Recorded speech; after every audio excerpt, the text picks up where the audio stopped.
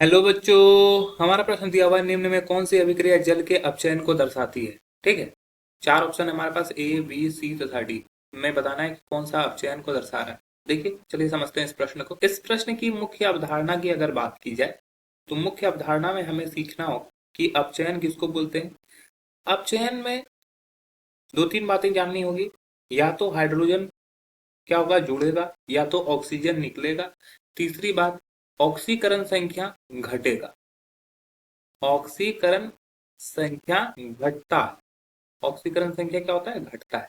चलिए एक एक करके देख लेते हैं। पहला ऑप्शन ए में दिया हुआ है, ये जो जल है ये Na से जब रिएक्शन करता है तो ये 2NaOH बनाता है और यहाँ पर H2 गैस रिलीज करता है। यहाँ पर जब H2 की ऑक्सीकरण संख्या देखोगे, हाइड्रोजन का +1 होता है, ऑक्सीजन का -2 होता है। यहाँ पर ये जीरो अवस्था में हो गया। यहाँ पर ये +1 में जाता है, वो -2 है, H +1 है, लेकिन यहाँ पे हाइड्रोजन जो है अकेले है तो यहाँ पर ये जीरो में जाता है। तो यहाँ पर देखोगे ऑक्सीजन का कुछ बदलाव नहीं हुआ, क्योंकि हमको जल का देखना है। तो जल में हाइड्रोजन का क्या हुआ, ऑक्सीकरण संख्या घट गया। हाइड्रोजन का ऑक्सीकरण संख्या घटा तो इसका मतलब है यहाँ पर क्या हुआ, अपचयन हुआ है। ठीक है, तो पहला में जल का अपचयन हुआ है, ये बात क्लियर है, तो पहला ऑप्शन सही है। अब बात करते हैं ऑप्शन बी की। 6CO2 है, ये 12H2O से रिएक्ट करता है। रिएक्शन करने से ग्लूकोज बनाता है C6H12O6। साथ ही साथ जल के कण बनते हैं और साथ ही साथ ऑक्सीजन रिलीज हो रहा है। यहाँ पर जब देखोगे H से क्या बन रहा है, जल के 6 जल के कण बन रहे हैं और जल में यहाँ पर ऑक्सीजन का ऑक्सीकरण संख्या -2 होगा।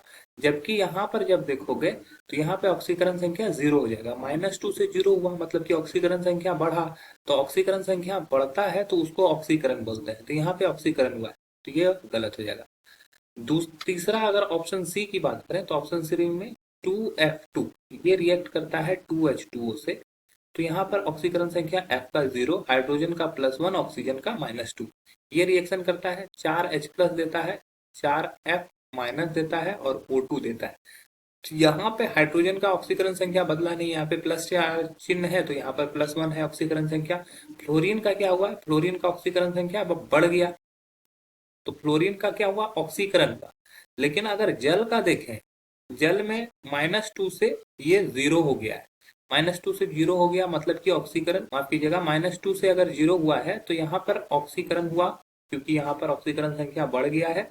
और यहाँ पर अवकरण हुआ, F2 का 0 से -1 हुआ, तो मतलब कि यहाँ पर ये अवकरण हुआ है।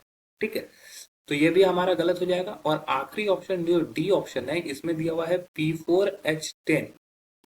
ठीक है, 6H2O जल का हमें देखना है, ये H3PO4। तो यहाँ पे ऑक्सीजन -2 की तरह काम कर रहा है, यहाँ भी -2, हाइड्रोजन +1, यहाँ पे हाइड्रोजन +1 की काम कर रहा है। तो मतलब कि कोई बदलाव यहाँ पर हाइड्रोजन में नहीं हुआ है।